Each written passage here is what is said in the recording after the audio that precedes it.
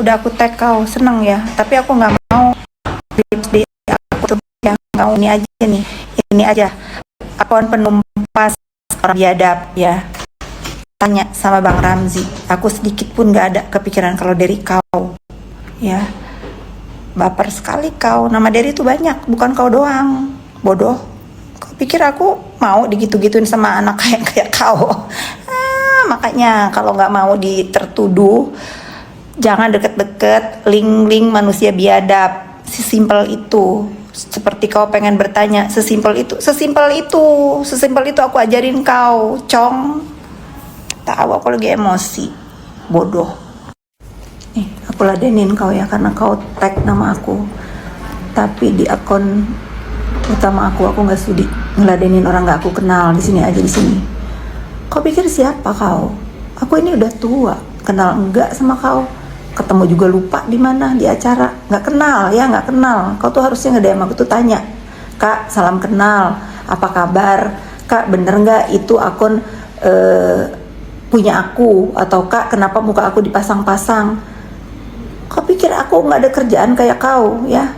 Apa kau terinspirasi dari si biadab kalau aku pengangguran? Kau gaulnya begitu sih, kelompok kau tuh begitu sih ya, tukang fitnah, tukang suuzon. Kebanyakan sarapan bubur. Pagi aku udah posting feed yang mengingatkan ke kalian semua kenapa aku bisa sengamuk ini sekarang. Tetapi surprise nih, aku surprise banget ya setelah aku tahu siapa aja yang ngebuzzer ya di bawah, siapa aja koordinatornya. Tiba-tiba buzzer aku sepi, tiba-tiba nggak ada yang ngebuzzer ya. Tapi aku maafkan. Mudah-mudahan dengan aku tahu siapa kalian, siapa yang suruh ngebuzzer, itu membuat kalian sadar tidak ada kejahatan yang bisa ditutupi dengan sempurna ya. Itu aja sih dari aku mengenai orang yang nggak terima marah-marah namanya disebut. Alasan Fitri Salhuteru kini gencar lawan Nikita Mirzani, soroti soal depresi buah hatinya. Fitri Salhuteru tak henti-hentinya menyerang hingga membuka aib mantan sahabatnya, Nikita Mirzani ke publik. Sekian lama diam, Fitri Salhuteru akhirnya mengambil sikap untuk membongkar tabiat Nikita Mirzani di sosial medianya. Bukan tanpa alasan, rupanya penyebab Fitri berbuat demikian karena melindungi buah hatinya. Pengakuan itu dikatakan Fitri, dikutip dalam unggahan di Instagramnya, Fitri_Salhuteru. Sampai suatu hari anak saya pulang ke rumah dan bertanya, kenapa Mami tidak standing up untuk diri sendiri, anak Mami dan suami? Selama ini Mami selalu membela siapapun yang perlu ditolong, ujar Fitri. Diakui wanita berusia 51 tahun ini, ternyata buah hatinya mengalami depresi akibat kalimat-kalimat yang sempat dilontarkan oleh Nikita Mirzani. Ternyata anak-anak saya depresi dengan tuduhan manusia ini di dunia maya. Kalau kalian di posisi kami, saat membela manusia ini dulu, kami dibully dan dihina oleh pembencinya kami siap. Tetapi kini yang kami bela mati-matian, yang menghina dan membuli kami, tanpa kami tahu apa salah kami yang pantas mendapatkan perlakuan seperti ini, terang Fitri Salhuteru. Mulai dari detik itu, Fitri kemudian menelah kalimat Nikita yang membuat anaknya terluka. Lalu mulai saya cari, mulai saya lihat. Apa ucapan manusia ini sehingga membuat anak-anak saya terluka, tambahnya. Merekap semua kalimat yang sempat terlontar dari Nikita, Fitri pun mengunggah bukti tersebut ke Instagram. Ini hanya sebagian YG saya dapatkan dan sebagai pengingat kalian, kenapa saya semarah ini sekarang, ucapnya. Geram dengan janda 3 anak tersebut, Fitri pun tak mengerti kapan amarahnya ini dapat meredam. Sampai kapan saya marah? Saya pun tidak tahu sampai kapan, tandasnya. Perbuatan-perbuatan biadab di dunia ya. Selamat hari Senin. Hasil jual rumahnya lu paksa buat invest ala-ala dulu. Sekarang gimana? Orang pun marah gitu. Itu informasi yang benar-benar menyesatkan. Coba sayangku, my love. Nggak bener semua ya. Ditipu sama aja. Ditipu. Informasi biadab yang ada aku ngasih kerjaan sama dia. Karena aku lebih senang melibatkan sahabat-sahabatku untuk cari cuan, bukan malah dideketin, diperas. Jadi berita yang beredar di luar itu enggak benar. Fitri Samhulteru, sahabat saya, dan sudah seperti kakak saya, dia tidak pernah menyentuh 1 sen pun uang saya. Malah dia memberikan saya pekerjaan, mensupport saya pas saya balik ke Indonesia. Paham? Dengar biadab, informasi itu yang benar ke suara Dajjal itu. Aku pertama kali nih live di TikTok tuh, tapi aku nggak berani ngoceh di Instagram karena tahu di Instagram itu rata-rata follower itu berpendidikan ya, bisa melihat mana yang patut, mana yang enggak ya. Tetapi aku sekarang masuk ke TikTok, aku akan menginformasikan ke seluruh masyarakat Indonesia bahwa si biadab ini bukanlah manusia yang patut diidolakan atau ditiru kelakuannya ya. Pokoknya aku nggak akan diam sampai pemberitaan tentang si manusia biadab ini tidak lagi layak untuk kita simak di dunia maya manapun ya. Nah, ini nih salah satu nih ada komentar dari Nikita Mirzani ya. Tolong sampaikan fan-fannya.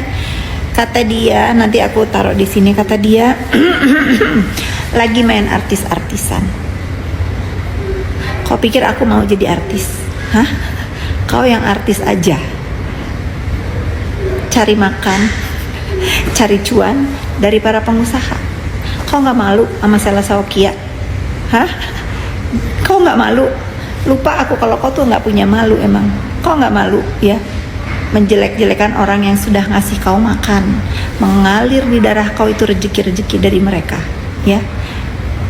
Kau camkan sekali lagi nih Nikita Mirzani, tidak ada di otakku sedikit pun ingin menjadi artis ya. Apalagi nih ada artis seperti manusia macam kau di dunia ini. Nauzubillah min zalik ya.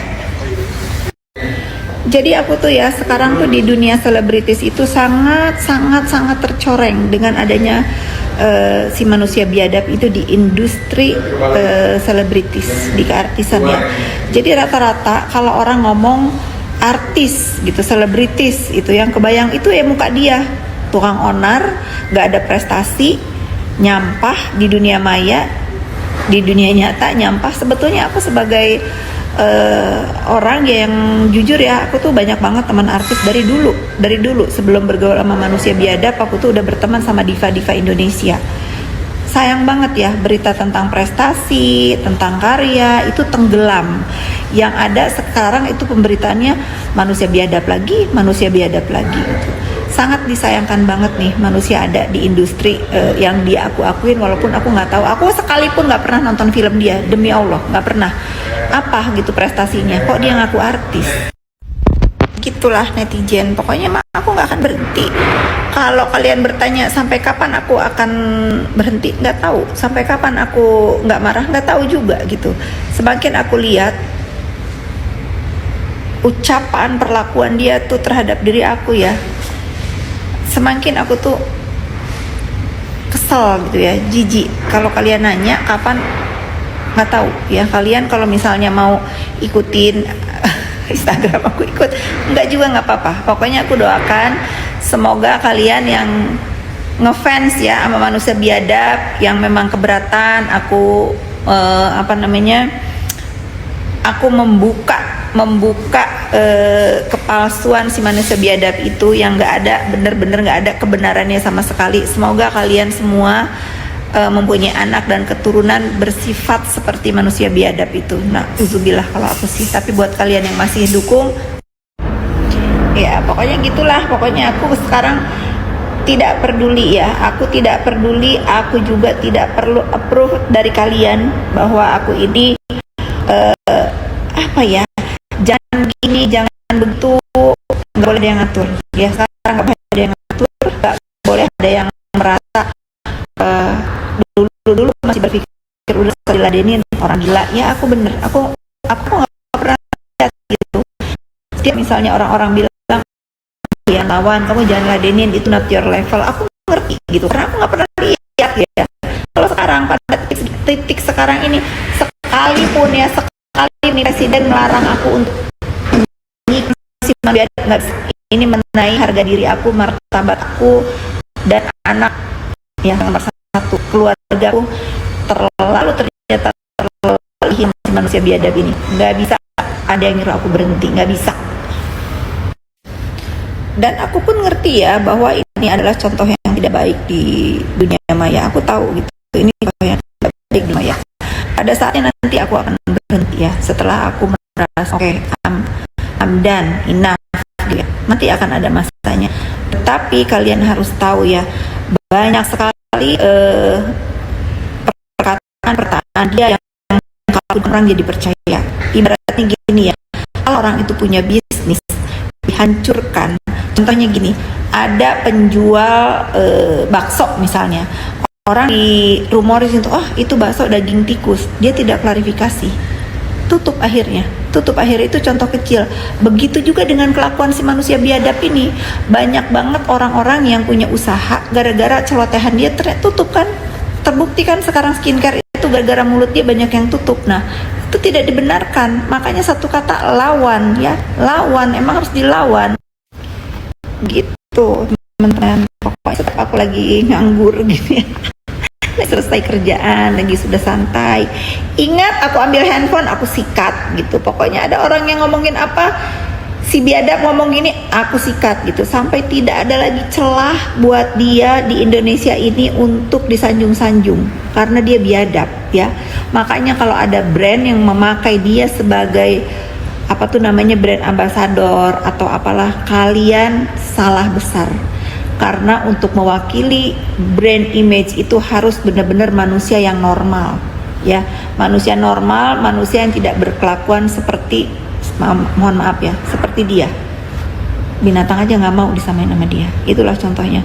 Jadi tadinya aku berpikir kasihan nggak mau lawan dia karena dia cari uangnya di dunia maya. Ternyata semakin aku diamkan dia semakin gila, nggak bisa ya. Oke, contoh ya. Contoh nih yang terjadi di diri aku ya, aku bikin salon karena ada nama dia banyak banget, walaupun sebetulnya aku nggak ada kerjasama. Aku tuh hanya karena ya udah aku akun aja biar biar martabat dia terangkat ya. Saat pertama aku temenin dia, ya udah kamu aku akuin aja. Terus aku tuh masih kasih dia uang untuk ada beberapa yang franchise karena apa? Dia nggak punya apa-apa. Saat itu nggak ada kewajiban aku untuk ngasih dia ya, aku juga nggak butuh dia. Dan ternyata kamu tahu teman-teman, dunia maya ada tiga franchisor yang sudah DP, sudah bayar gara-gara ada nama dianya nggak jadi buka. Artinya apa? Orang itu nggak suka ada dia. Kali sebut sama aku brand apa yang pakai nama dia maju atau sukses, sebut apa? Semua sial ya. Lalu satu lagi nih, ini kisah nyata nih, kisah nyata. Kalian tanya sama si Tari itu, Tari ya agamanya bagus, kalau dia bohong dia dosa ya. Dulu aku pernah punya pajama namanya Joa, itu sebetulnya untuk baju anak. Pada saat menjual baju anak-anak oke, karena anak-anak yang pakai. Tetapi begitu kita menjual pajama orang dewasa, kalian tahu teman-temanku yang mau pakai, yang mau pakai dicopot mereknya. Karena apa? Karena ada dia ya. Dan itu tuh pajama itu bukan bisnis aku atau bisnis dia sendiri ya. Aku cuma ngasih pekerjaan krocoknya dia untuk apa? Untuk bisa dapat uang ya. Nggak ada itu yang namanya seperti ocehan dia fitnah nih. Kalian tanya aja sama Tari, aku tahu kamu agamanya bagus. Jawab fitnahan dia terhadap diri saya ya, dosa kalau nggak jujur. Nah itu aku harus klarifikasi nih satu-satu nih. Jual pajama belum ya, ini mereka ini manusia nggak tahu diri ya. Pada saat itu aku merasa daripada mereka nggak punya pekerjaan, ya udah aku ajarin bikin PT dan lain-lain. Dan aku tuh tidak pernah memegang itu manajemen, yang megang itu Tari sama si Andre Blake ya. Tanya ke mereka berdua, ada tidak sepeser pun aku makan duit mereka itu ya. Aku hanya menjadi menjadi pelindung lah ya, menjadi orang yang melit bagaimana bikin company, bagaimana memproduksi, bagaimana punya reseller gitu. Kalau sampai aku difitnah ya, dan itu mereka terus mendukung fitnahan si manusia biadab itu, dosanya buat kalian semua ya. Begitulah ini manusia. Aku yakin mereka berdua nggak seperti itu ya, selain takut sama si biadab. Pokoknya itulah netizen. Aku tidak akan mengklarifikasi juga enggak ya. Ya aku nggak peduli juga, tapi ini hak aku untuk membenarkan, untuk meluruskan fitnah si biadab terhadap diri aku. Aku sampai hari ini masih menunggu siapa orang yang pernah aku tipu, siapa orang yang pernah aku markusin, siapa orang yang merasa pernah dirugikan sama aku. Aku tunggu, kalau ada datang ke hadapan aku, kalau nggak berani datang ke kantor polisi. Sesimpel itu ya. Jadi memang ini hal-hal seperti itu memang harus kita clearkan ya. Kalian mau pikir itu terserah kalian ya, tetapi hak aku juga untuk meluruskan. Nah, pokoknya belum berhenti nih aku ya. Pokoknya karena aku baru lihat feed aku yang aku simak satu-satu yang mengenai Naira Resident. Naira Resident itu tidak ada urusannya sama kau manusia biadab ya. Mau bagaimana aku berusaha, mau apa itu, Naira Resident itu punya aku, kau mau apa ya. Kalau ada manusia yang ngaku-ngaku, kalau Naira Resident 2 ya, ngaku-ngaku itu punya dia, datang ke hadapan muka aku ya. Kalau Naira Resident yang pertama itu udah sold out, memang aku kerja sama yang punya tanah, tetapi yang punya uang untuk menjadikan itu perumahan itu aku. Mereka yang punya tanah happy dapat untung dari aku ya. Tidak ada yang diucapkan sama manusia biadab ini sesuai dengan ocehannya, dia tidak ada yang benar. Kalau memang ada, datang ke hadapan aku sekarang. Tinggal satu lagi nih ya, pembuktian ke kalian semua tentang tuduhan saya membrainwash anaknya. Nanti akan saya tunggu sampai anaknya keluar dan saya akan bertanya langsung ya. Sampai hari ini yang katanya dia ada tuh di reel saya baru baca tadi, semua semua percakapan saya dengan anaknya ada. Mana? Buktikan mana? Nah, di situ kalian tahu bahwa manusia ini penuh fitnah dan bual ya. Semua omongannya itu tidak valid ya, seenak-enak otak dia aja. Jadi kalau masih ada yang mempercayai dia, itu kalian tersesat ya. Contoh kecil aja itu, yang saya sudah berhasil dibully se-Indonesia gara-gara saya dituduh membrainwash anaknya. Mana buktikan? Sampai detik ini, menit ini nggak ada dia buktikan ke mata kalian semua netizen yang sudah membuli saya. Tetapi saya maafkan itu karena aku mah memegang adab ya. Dia kenal sama bestie aku yang kita sama-sama punya simbol kalau di anggota ya. Walaupun bukan sedarah tapi saudara. Ini bukan saudara kayak begini ya, bukan. Emang harus diajarin, harus dikasih adab ya. Ampun banget, udah tahu aku lagi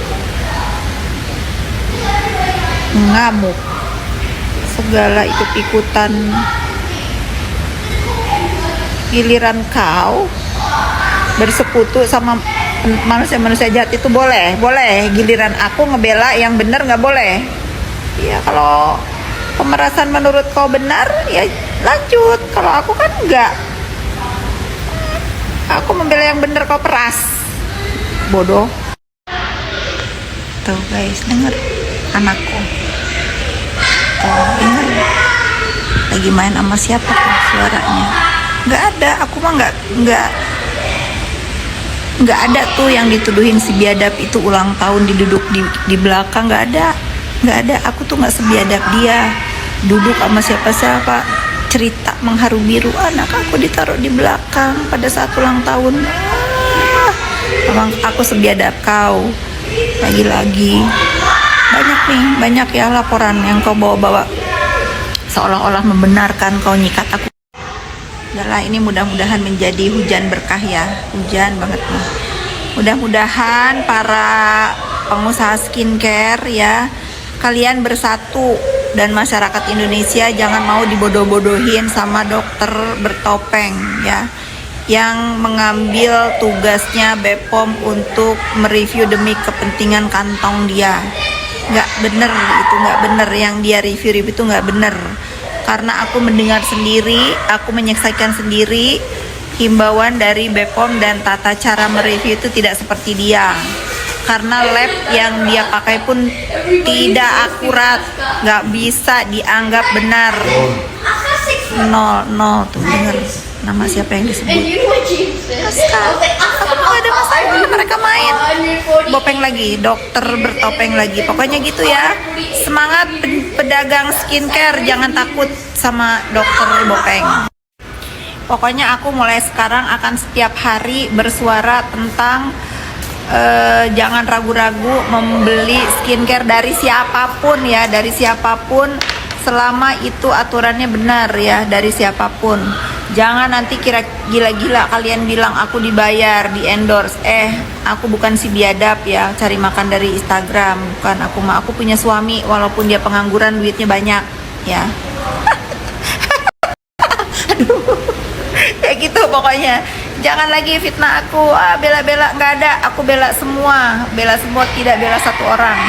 Pokoknya kalian jualan aja, ikutin tata cara penjualan, carilah inovasi baru, bikin produk skincare. Pokoknya tetap semangat ya, tetap semangat, kembali semarak produk lokal.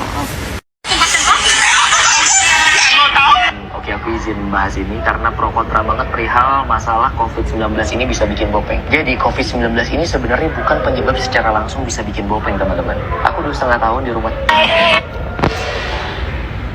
Tuh dokter, contoh dokter yang memakai keilmuannya dengan baik dan benar, adabnya bagus ya.